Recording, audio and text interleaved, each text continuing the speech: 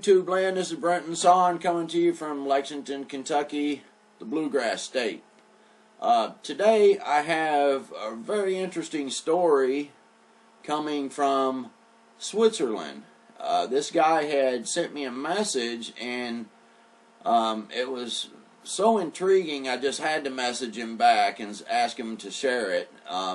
But he had met a friend and was friends with this man for a while, and turns out this man was a demon. Or he says he was a demon, but maybe he was human, but he wasn't. And he's not necessarily saying the guy was in fact a demon, but I'm saying maybe he was. Because if you can entertain angels unaware, then what makes you think that it isn't possible that you could meet someone and entertain them and actually end up finding out later that they were an angelic being of some kind that was posing as a friend, or maybe even was a friend, who knows.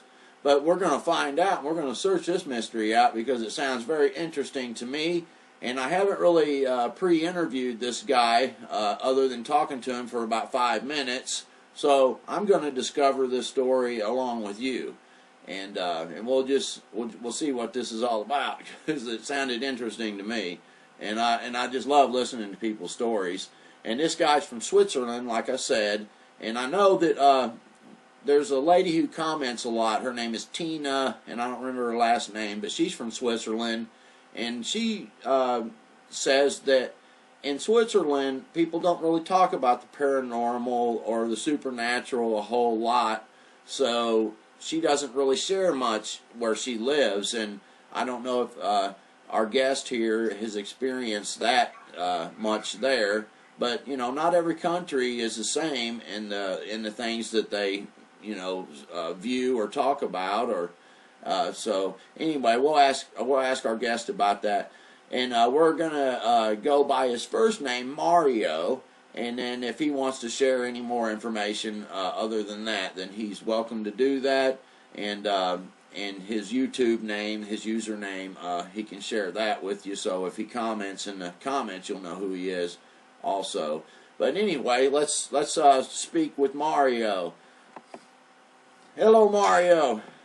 Hello, guys. Hello, Brandon. Thank you for having me in your show. Man, I really appreciate you coming on, and I know it was kind of short notice, where I've been kind of behind here lately. I was really needing something, and you come through for me. I appreciate that. I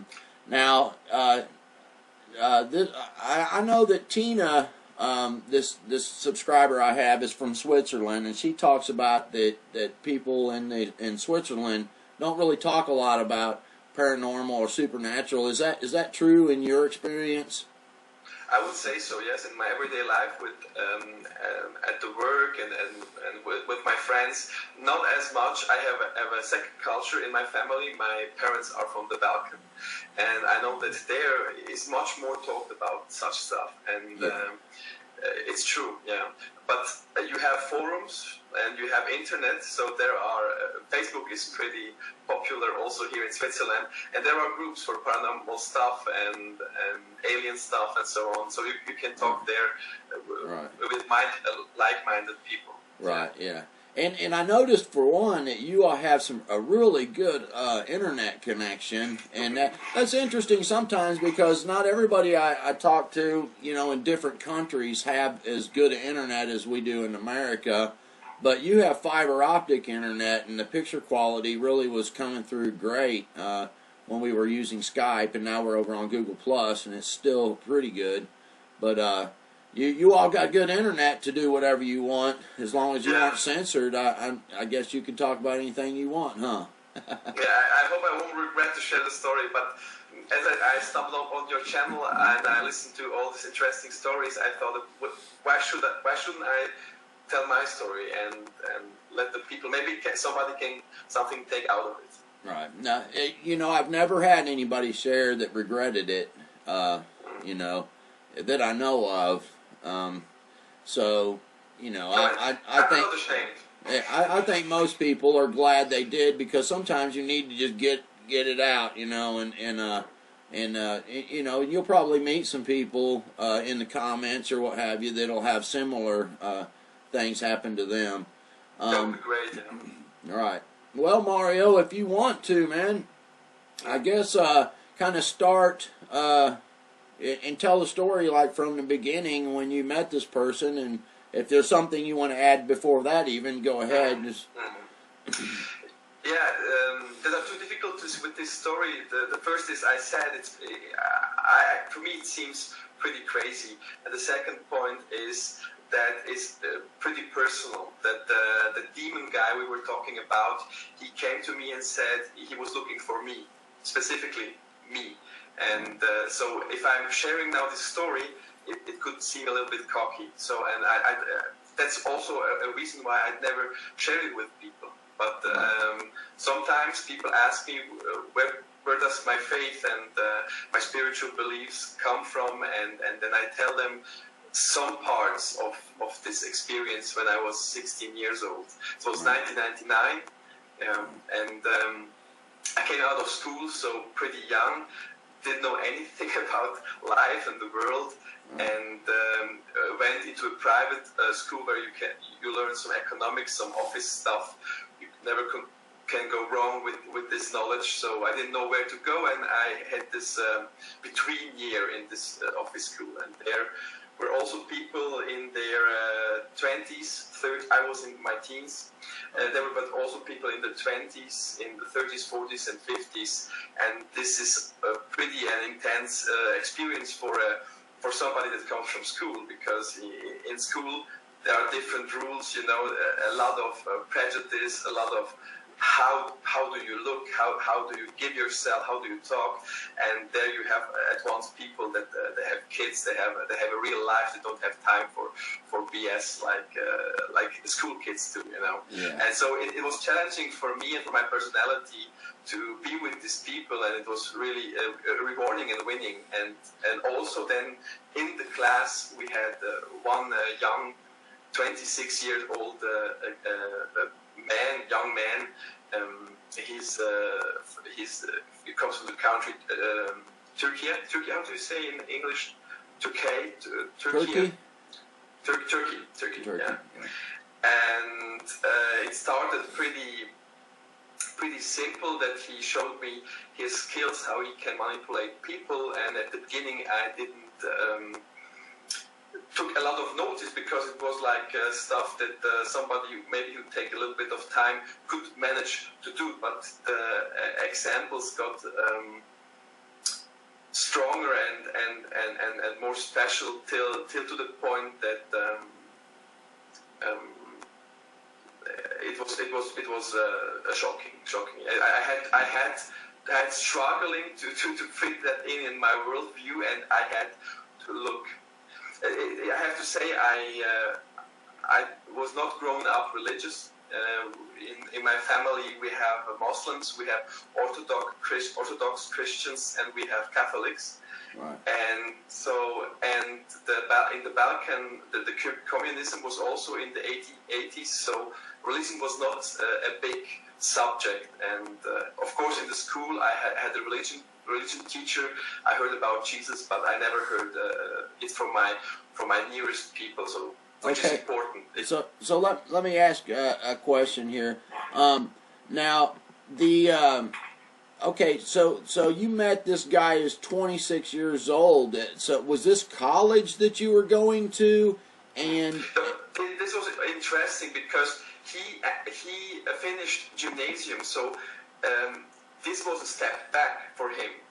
It didn't fit in his curriculum vitae, in his CS, CV. How do you say that?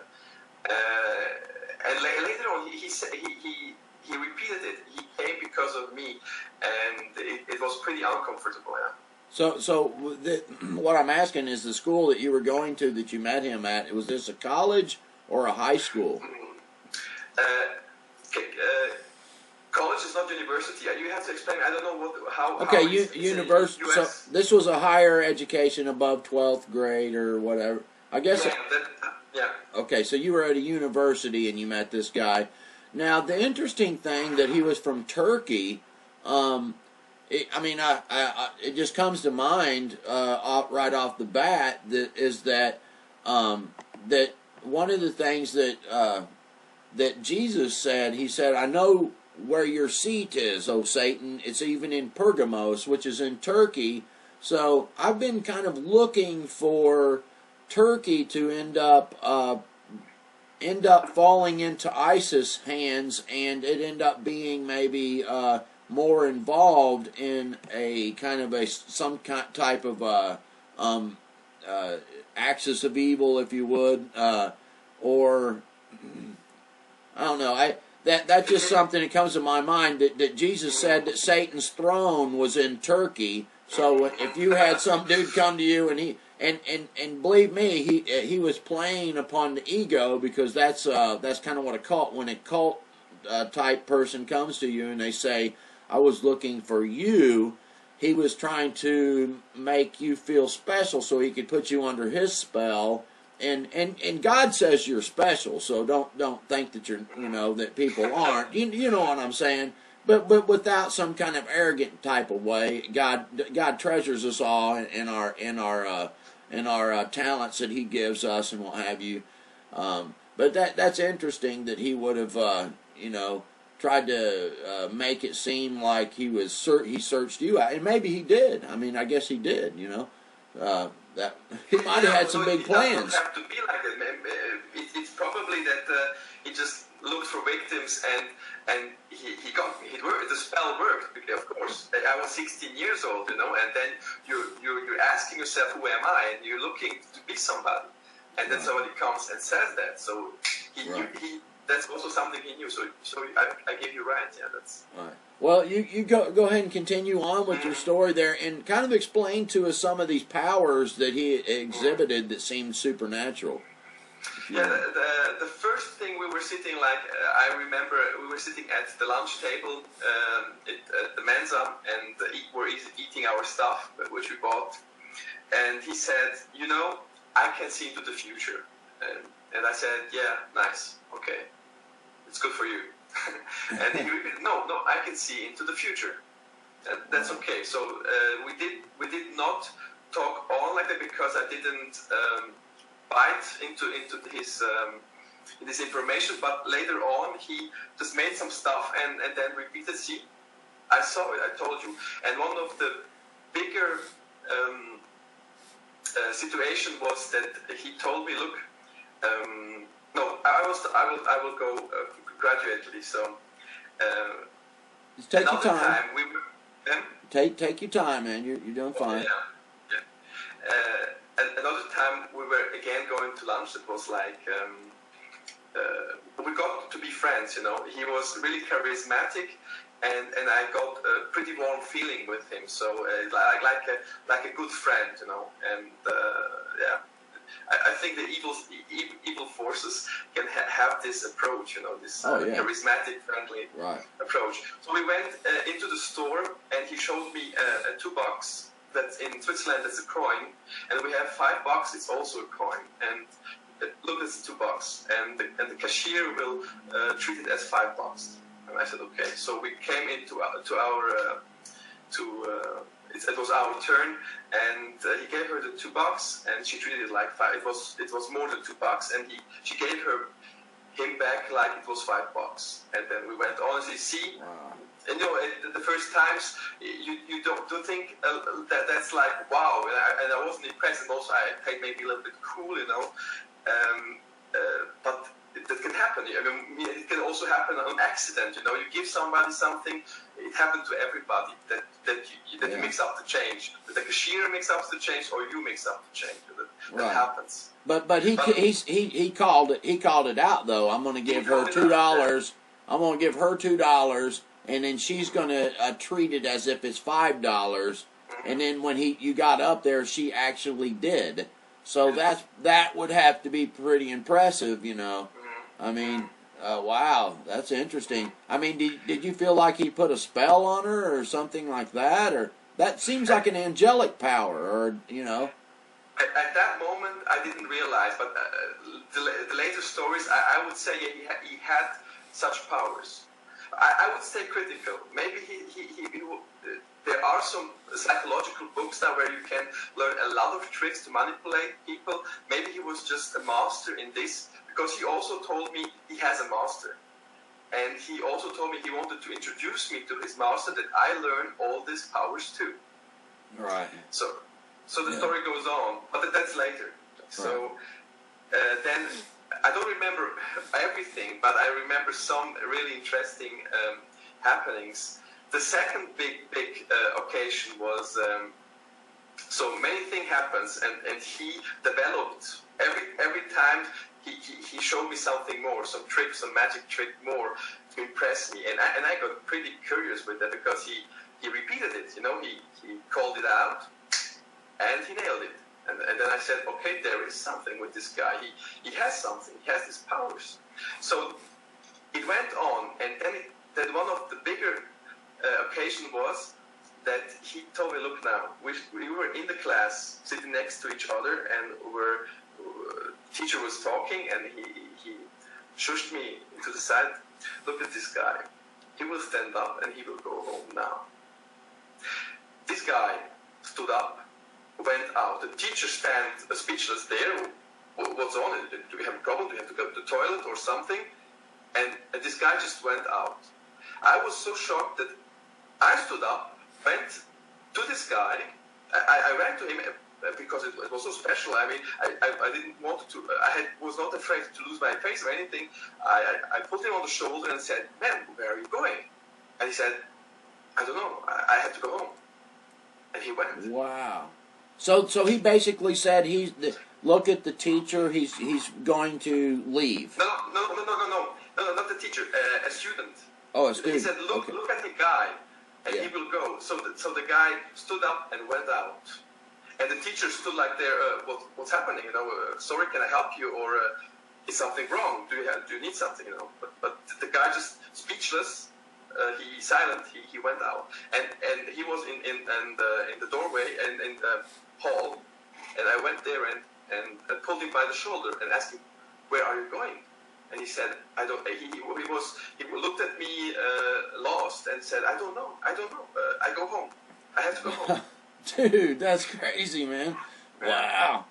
I mean, yeah. I mean, you know, if you weren't a Christian at the time and weren't, that would have to be pretty darn impressive, man. You'd be wanting some of that, you know. That was maybe the turning point where I took him really serious. Then, I mean, you know, there are a lot of tricks you always can explain it somehow, you know. Right. But this was really. There was a spell. There was a power you could not see because there was no interaction. You know, if you interact with somebody, you can manipulate him. But there was no interaction. He was sitting. We were sitting behind this guy, and he told me, and it happened. Yeah. So there was no even chance for him to hypnotize him, or or power of suggestion or something like that. Because wow, that's very interesting. Huh.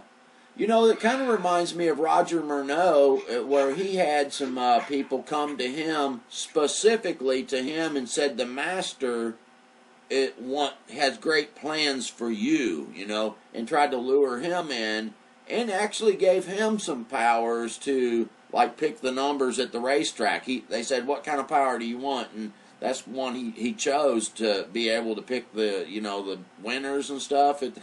So anyway. But that impressed him, and he ended up meeting someone and becoming a Christian and got out of it. But it was very dangerous for him. But anyway, go on, man. I don't mean to interrupt you. No, please do. It should be a dialogue, not just a monologue. And then I know there was a lot of moments, and I just remember few. But the next one I clearly remember is that he went on and said, "Okay, now I want you to come with me and to learn these things. You know, you have to choose what you want in your life, and I will manipulate you too." And I said, like, "No, for sure not, because you showed me everything you do, and I'm not cautious. You know, I'm aware of your powers. You will not manipulate me." So he just took a pen and asked me, how much does the pen cost? And I said, $3. In Switzerland, everything costs a lot. So the pen costs like $3, and he said, yeah, you will give 180. You will give me $180 for it. And I said, no. And I went to the money machine and I gave him $180 for the pen. And then when I went home with the bus, and at in the ride in the bus, I realized what happened, and I got really angry. I got out of the bus and threw the pen into the bin, into the garbage, which I paid $180. Dang. I mean, the Swiss francs, you know, in Switzerland, you know, that's why I call it bucks, because it's not dollar, it's Swiss francs. Yeah.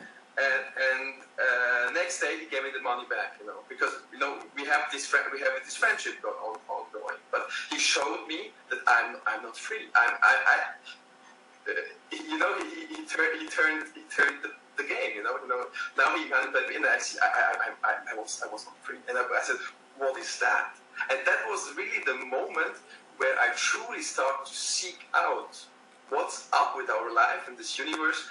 And somehow like this, I really, I don't know why, but I said, God, if you exist, then I want to know it. If not, then not. But if you are there, I want to know if you are there. Right. Yeah. And I started the journey to I don't know. I just had the feeling religion. And the old stories of religion, they had the answers for this, because he claims this demonic powers. This is also a religious terms. So I also was looking into this kind for answers. Oh. And the first thing I was looking in was the Islam, because he was Muslim, and I grew up with Muslims, and the Muslim people are much more respectful with their own religion than we Christians are here in Switzerland. You know. Right. And maybe you were at home of Muslim people. They are really warm hosts. You know, hosting is really important to them, and you get the warm feeling, and with that you get near to them, and you see they don't believe in something just like that because somebody said so.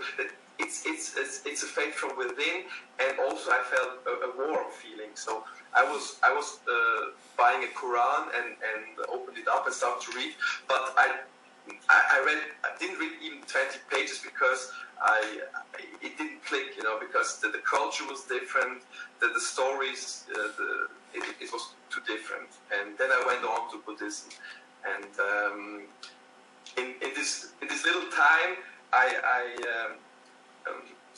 realized that I'm full of prejudice also about Christianity, the religion that was the nearest to me,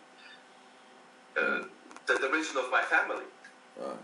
And I realized that I didn't have a own picture about, and that I have to look it up. So I bought the Bible, and I started to read from scratch, from A to Z, so from the beginning to the end, which is wrong. Maybe you should better, if somebody doesn't know, maybe you should start with the New Testament and maybe then look in the Old Testament or do whatever. But I started with the books of Moses, right? And that's how you read a book from start. Oh, I agree. Start to end. I agree. Yeah, I think it was a good thing. Yeah, it was a good thing. Yeah.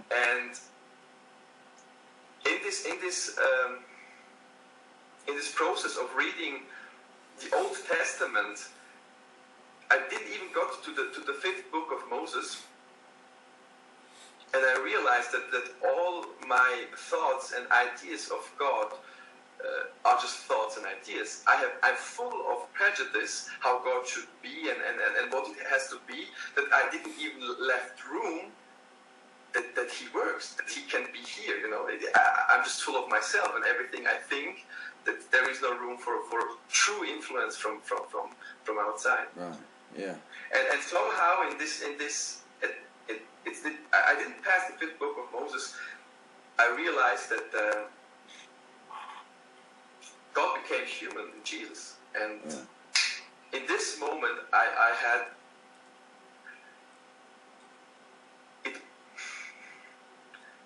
for me an encounter with God.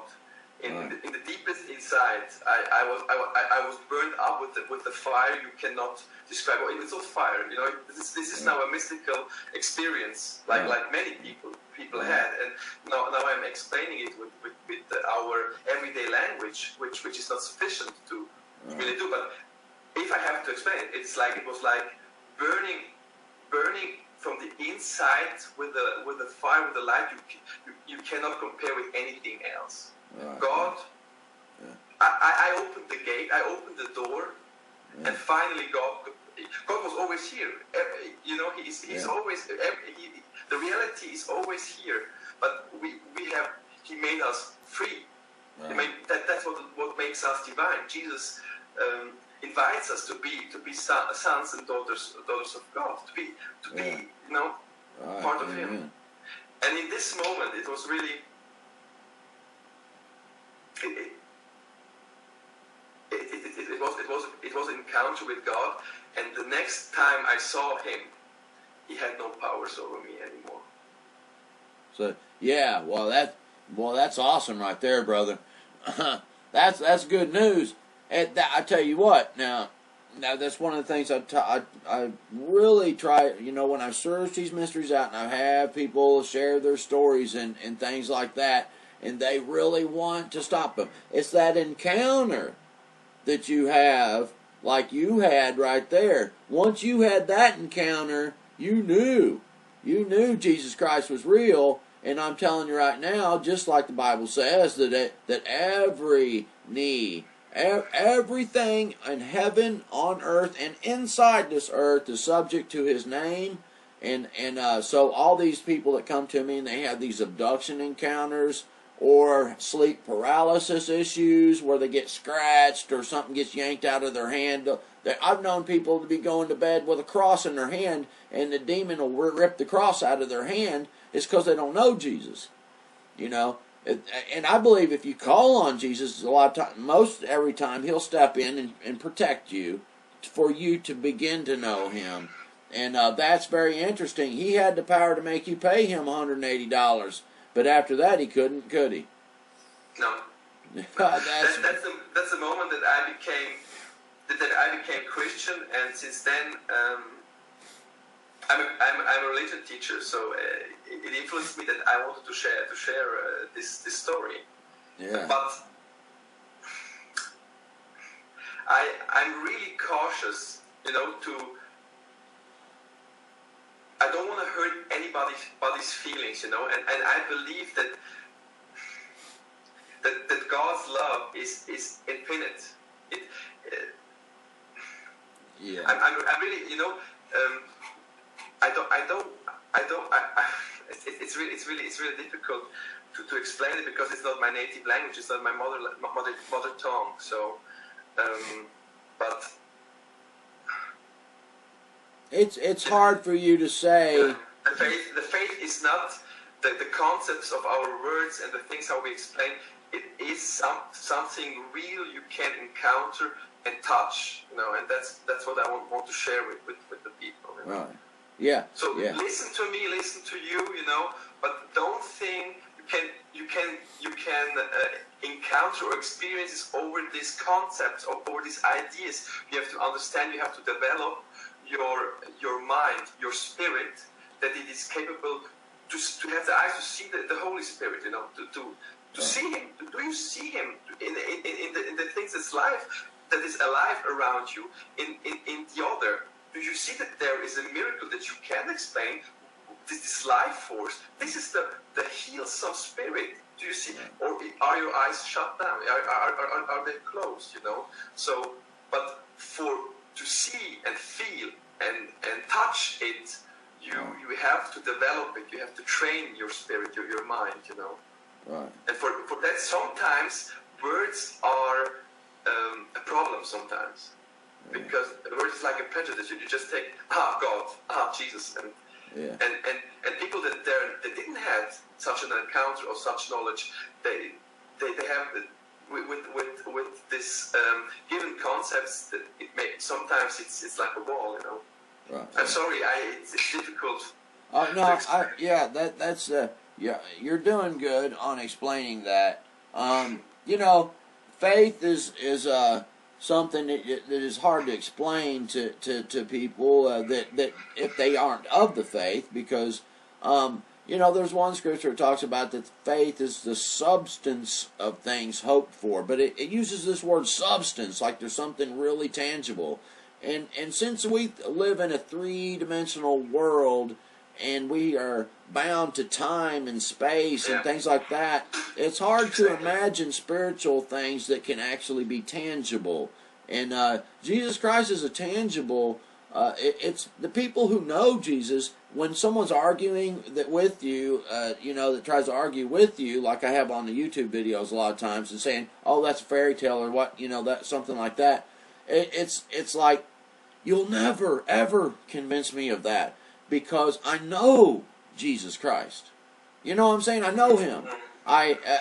He lives in me. It's a tangible thing that you could never. Once you've tasted of that, there's nothing else that compares. There's nothing that you can't turn from it. I mean, even if I wanted to, I couldn't run from it because He would pursue me like He did Jonah. Jonah tried to run from God, and next thing you know, he was in the belly of a whale and he was looking up from hell. He died in that whale. You know, that's one thing that sometimes people don't realize, but it says he looked up from Sheol or hell, and then when Jesus said later that there's no other sign going to be given to this wicked generation but the sign of Jonah, is because Jonah was raised from the dead from out of the belly of a whale, just the way that Jesus was in the belly of the earth, and that's one of the reasons He used that exact symbology. And so it sounds like you had that encounter, and you know that it's true. And one interesting thing that you said a minute ago was that the Muslim people you knew, they had culture and things like that, and there was a warmth there that Christianity don't have, and that's a shame, because I feel like sometimes Christians take their faith for such granted for it. They take it for granted so much that we forget to love one another like we should, and to love our neighbors, and to spread that love of God that we know that He has given to us, and to have that warmth that really does. There is a warmth in it that we should have, like you were talking about with the Muslim. Because the love of God is in abundance. You know, we from start, life is a gift to you freely. You know, it's not you didn't have to earn it. God gifted you the life out of abundant love. Yeah. And if we don't believe in that, you know, it also has to show in our everyday deeds. You know. If you believe that, you begin to live it, and you know, forgiveness is easier. You know what I mean? The wisdom from above, the Bible says, is easy to entreat. It's easy to do. It's, you know, obeying God is not a hard thing if you love God. Jesus said, "If you love me, you'll keep my commandments." And you know, and sometimes we mess up, but He also says, if you sin, you have an advocate. You know, we can go to Jesus Christ. You know, say, "Lord, forgive me, please." And you know, so let's get back to your story. Now after you had this encounter with the Lord the way you did, and what did this guy who had these powers, what did he say about that? What went on? How did that relationship break up there to where? For a short time, he tried on to convince me. Now it's again repeating my voice. Sorry. Once you. No, I hear myself now. That's number. I'm sorry. Can you cut that out? Oh yeah. Well, that's all right. You might have an echo or a delay there, I guess. Now it's good. Now it's good again. Okay, sorry. So you can cut that out, maybe. Okay, that's all right. So after that, a short time after that, he tried to convince me on to look. The humans are not worth for Jesus' message. You know, it's it's great and nice and everything, but look really at the humans, they are not worth it. So I will show you all the stuff, and come with me, it's much better. So it's a little bit easy said, but that was just really short, and he realized really fast that that doesn't work, you know. So, and then we changed into a really interesting relationship in which we were like spectators of our everyday life. So he was like a devil on one shoulder, and I was like an angel on the other shoulder in thoughts, you know. And then we commented on things that happened around us, you know. So somebody did something or something happened, and then we argued and for both sides, you know. So the friendship stayed as long as we were in the school, of course, and later I didn't seek him anymore because it was a capturing feeling around him, you know, and I didn't like it. I wanted to get free of that, you know. Right. So there. And we saw us many times. I mean, like it was like 3 years passed, and then we see us again, you know. But the next time he saw me, that there was no influences of him at all, you know. He could not even raise fear a little bit in me, you know. That's his that's how he tries, you know. He starts with a little thing of fear, and then he makes it bigger, you know. But everything he said, it just was going through, or it didn't go to me, you know, because I was. Yeah. I was not spirituality and the encounter with God and realizing that He got human in Jesus. I lost most of my fears. Of course, I have fears, but never as much as I had before that. That it's not the same life. Right. Yeah. So the story afterwards is not so interesting anymore, you know, because yeah. And the interesting thing is also because we stayed in also like a sympathetic relationship that there is also the term Lucifer for Satan or the devil, and the term Lucifer comes from the term light, the one that brings light.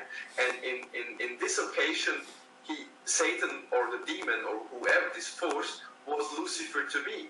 He brought light to me with all the things he showed to me. I saw myself and said, no, that's not what I wish. I wish justice. I like it more peaceful and loveful than what you were saying, you know? Yeah.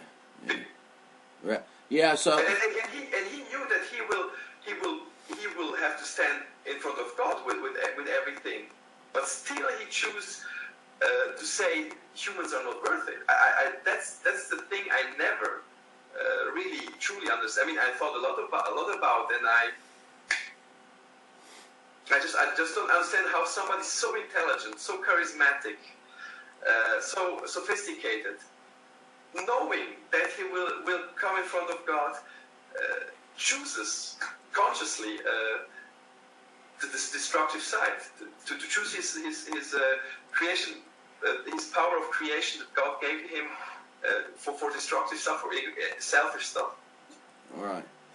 Yeah. Yeah. Well, I know that some of the people who now see, he was saying that he had a master, and I know that some of the people that are in that say that type of thing, they are in basically elite spirit worship, Illuminati type. Or, basically devil worshipping kind of, however one wants to describe that. But spirit worship of real demonic entities or real fallen angels and things like that. Roger Murnau was one who kind of described that. And the person had a real fallen angel who was the Lord over their life. And that fallen angel had a legion of demons that was under its control. So whatever that person went out to do, the guy that you're talking about, he had a lot of demonic powers behind him, but he didn't really seem as charismatic to you anymore, or did he still seem to have that charisma? Yeah, he still seemed very charismatic.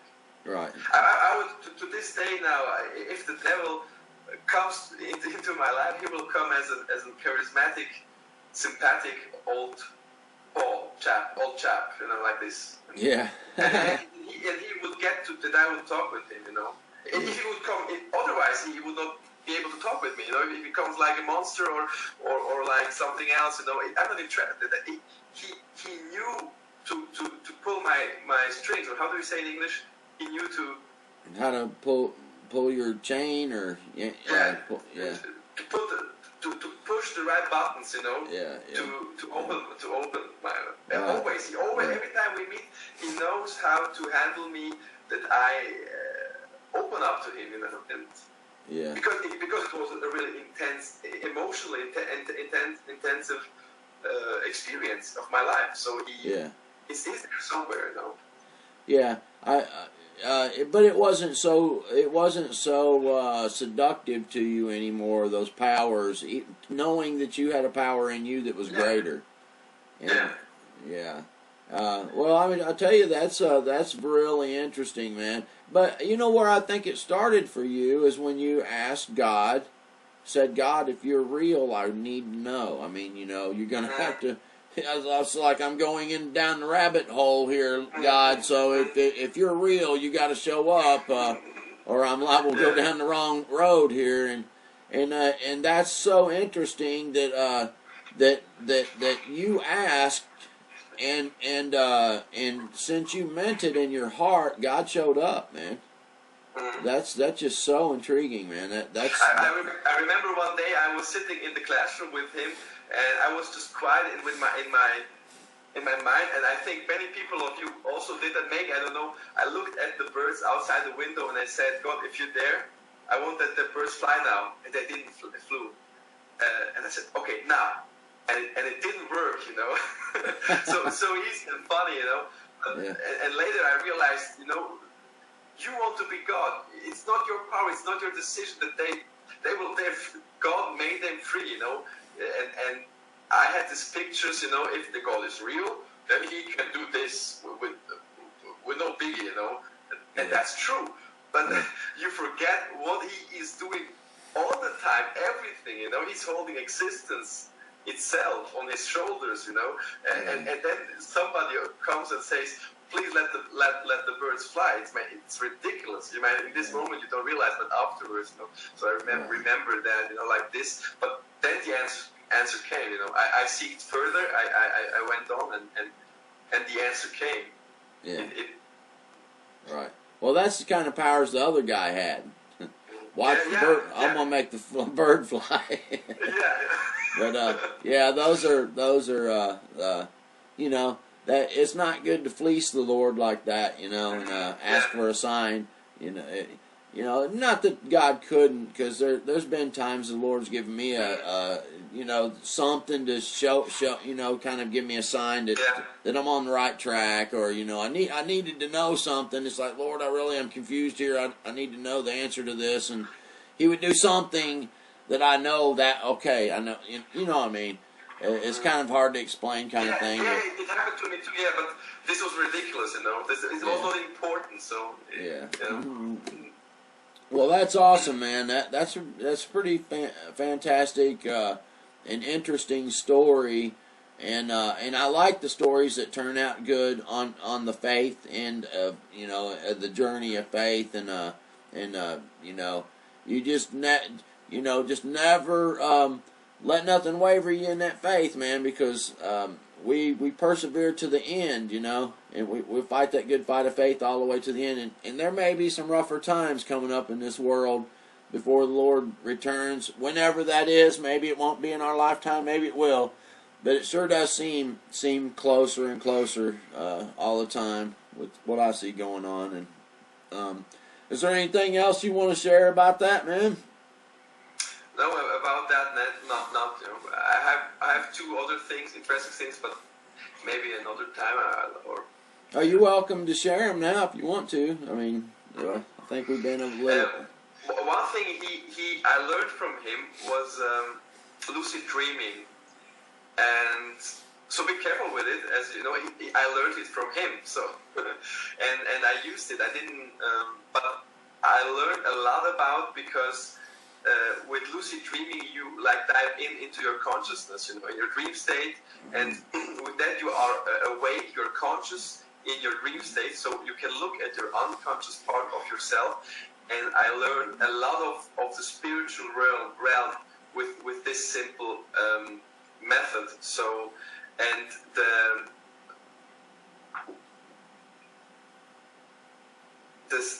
the most interesting situation was once I got it so far. I mean, in dream state, you feel everything around you because it's out of your it's in your mind, And after lucid dreaming, you still stay connected. You feel somebody, and in some hours he shows up.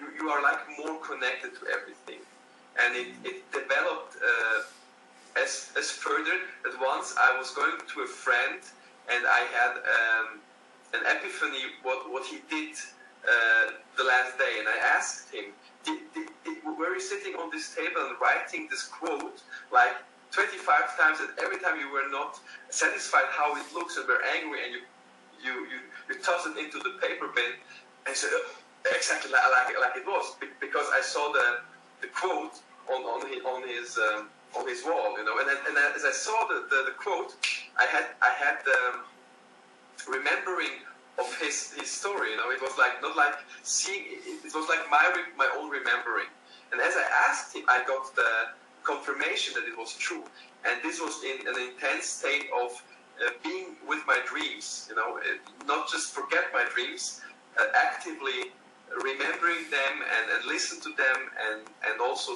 seeking out to them. So this was a lot of my spiritual knowledge I got out of Yeah, I believe in paying attention to dreams. Joseph certainly did. There's people in the scriptures, that paid attention to dreams. Even in Daniel, there's dreams that Nebuchadnezzar had that were significant for even the scriptures. Lucid dreaming can be very dangerous if someone dabbles in that kind of thing, because sometimes it leads to astral projecting and coming out of the body and all those kind of things, which is a whole different ball game. And I don't really know a lot about it, but I do know that those kind of things can be kind of dangerous to mess with too much, because they're altered states, and could be, but as for me, it helped me in this journey. It happened in this year as I was seeking, and it helped me to break out of my prejudices. This cognitive pictures, and as I was seeing them, I could look from another direction, another angle at it, and say okay, God, look, I want to open up for you. This is what I thought, and this is what I want to think, but that's not the question. What is? I want to know what is, So yeah. So by lucid dreaming, I mean, I guess so. Like if you go to sleep, you're just paying more attention to your dreams, or there are some methods. The first one is that you really write your dreams down as soon as you wake up, because at the beginning it will be just some snippets, some 2 or 3 situations you will remember and then forget fastly, but you will see as it goes on, you will remember more and more. And at the end of this practice, I could remember 3 or 4 dreams every night, like 3 or 4 movies from the beginning to the end. Okay. And after you manage that, you start to ask yourself, am I dreaming or am I awake? This sounds stupid when you're awake, but that will make that you, when you're dreaming, ask you the same question, and you will know that you are dreaming. Right. And if that happens, what you have to do is look at your body, because you're not maybe aware of that, but either you look out of your eyes and you don't see yourself in the dream, or you look at you from outside, but you never have a body, because you're unconscious. Yeah. And the practice he told me was look at your fingers, at your hands, and it wasn't possible. I took like 4 or 5 attempts, like another dream, and then I again started to want to look at my hands, and it was like something was pulling it down, and I could not look at my hands. But finally, with this practice, I could look at my hands. At the first moment, there were more fingers, and I was not shocked because I knew I'm dreaming, so things are different. So, and there were like 7, 8 fingers, and I was concentrating, and at one moment, it was like a flash. How do you say flash? Stroke my body, and I was with my body in my dream, and I was awake in my dreamland, and then there was a piano player playing a really nice song, and his face was covered in the shadow, but his fingers and the piano was in the light, and because I saw it, I got nearer, and I wanted to see his face, and who is that? And as I got nearer, he said, "Who? You?" And got out, and I woke up, got afraid, and then woke up, and then I lost it again. So it's the unconsciousness wants to stay unconscious. It pushes you out of the conscious, but it's possible. But what is the benefit of it? The benefit is that you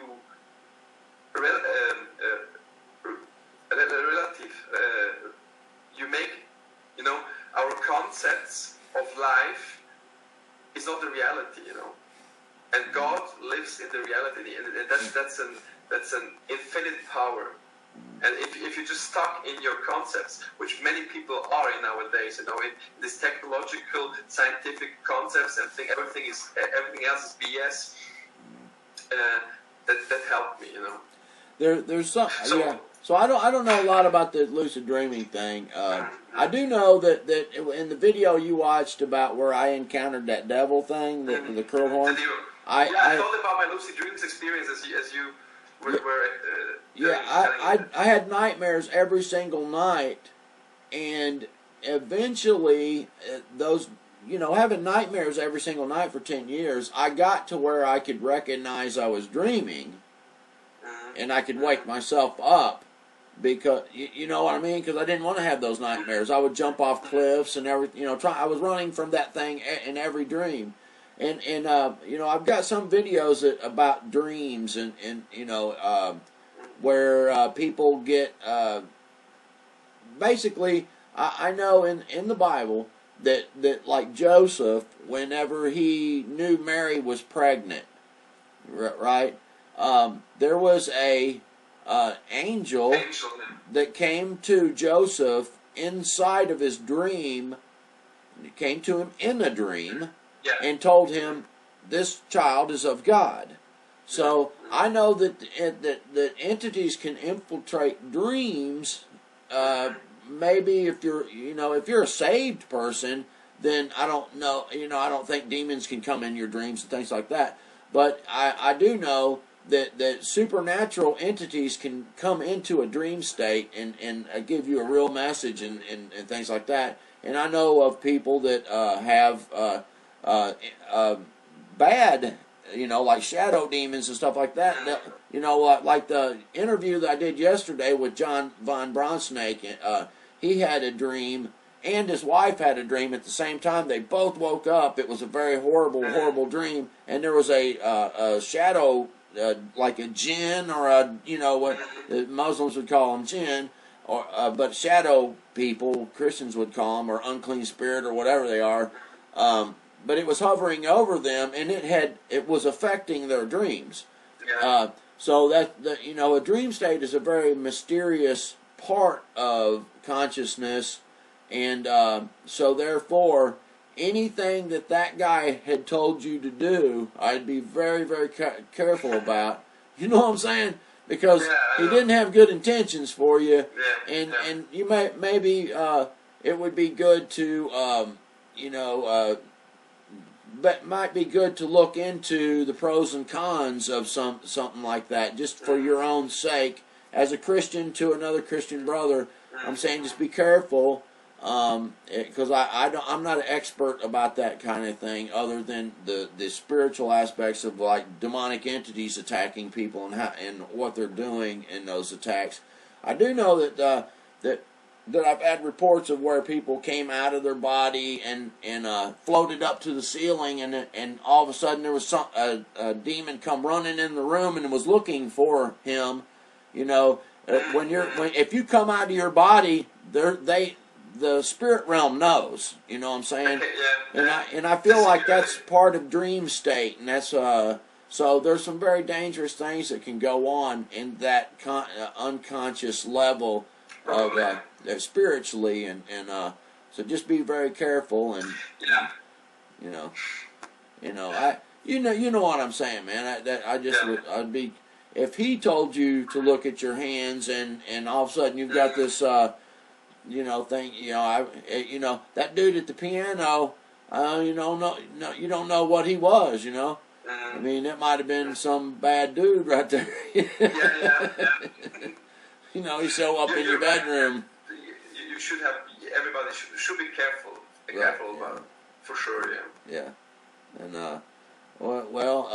is there any? That was very interesting. Anything else you want to share? On my channel, I had a UFO encounter when I was 12, 13 years old at an island at a vacation. So if you're interested, that was clear as day, lucid as day. It was in front of me, not just a little light that flew strangely. It was really UFO shaped, and it broke the laws of physics. It came with a speed as fast. I just felt it came from the right side. It was so fast, and it stopped in the middle of my view instantly. And then it started to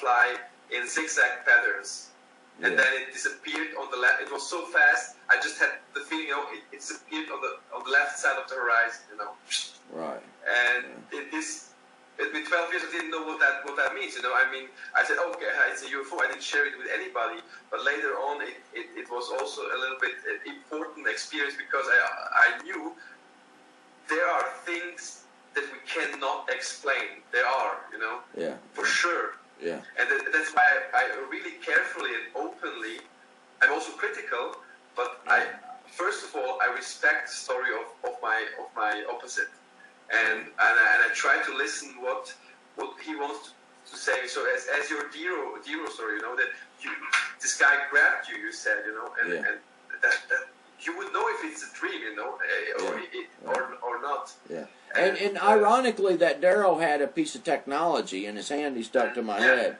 So when someone tells me that they saw a UFO and it was this a UFO you saw metallic, like made it was burning red, orange. It was burning. Okay. The whole sausage. It was really a sausage. The typical UFO form, and the whole thing was burning. Orange red, maybe because the zigzag pattern, maybe it had some troubles, I don't know, and that's why they were burning, right? And I'm not sure, but well, there's one description in the Bible that actually, when you translate that Hebrew word, it actually means amber. So that would be a color I would expect to see, or even chariots of fire that are in the scriptures. I think maybe sometimes those may be the chariots of fire. That's a whole different, deeper topic. But I do believe that those exist, and they are talked about in the Bible, and some of the words even mean. There's like a type of stone that you used to grind flour on and stuff like that. Some of the words describing those chariots actually are, they use that word, whatever that word is. I have a friend, Josh Peck, who wrote a book on chariots and things like that, and he knows a lot about the UFO phenomenon. And they're real, and that's I've never seen one, man. I bet that was fascinating to see, wasn't it? Yeah, there are more than you think that saw one, and many people are ashamed to say, and they're all for sure many that are false, you know, like attention seeking and anything. But I saw what I saw, and it was clear as day. And why do you tell the story on your YouTube channel? Yeah, I have. It's like called my UFO encounter, and then there I describe in detail how it was, you know, and the thing that you can take out of it is, if it had a mass, then it broke our laws of physics, you know. How can it make a zigzag pattern of less than 30 degrees? You know, it's impossible. In this velocity, it's, you know, two rules broken. How can something with a mass accelerate in this velocity? And the second thing, how can anything survive in it if there is, I mean, it also can be some natural phenomenon. What do I know, you know? Or it can be something spiritual. What do I know? But if it was physical, it broke the rules of physics, you know. And it was there, you know, in front of my eyes. Yeah, I believe they're physical, but they can break the laws of physics because they're spiritual too. Just because something is spiritual doesn't mean it's not physical. Apostle Paul said that there's different kinds of flesh. You know, that there's a celestial flesh, a terrestrial. He's talking about angels have a body. We have a body. You know, angels eat. You know, manna is a food that comes from heaven. I'd say that a lot in the videos because I want people to understand angels. We can eat the food that angels have in heaven because God gave it to us in the wilderness or Israel. You know, angels actually ate with Abraham, ate real food, and wrestled with Jacob, and Jacob threw his hip out. So they're physical beings. They have bodies. And they are so much like us that they were able to even intermingle with the daughters of men and have children. And that's fascinating, you know, because most of the time people think of a spiritual being, because all angels are ministering spirits, they would think they don't have a body. But not all spirit beings are without a body. Demons, I think, the real demon, what a demon really is the disembodied spirit of the children from the angelic, and is what, you know, that's the theory that I think fits the scriptures. But yeah, you seen a UFO, man. I believe you. Yeah, it's So, but that's it. You know, don't believe that my life is full of unicorns. These three things. That's in my life story. This is the most interesting stuff that you can put in something explainable. Yeah. It was this encounter with this guy that called himself a demon.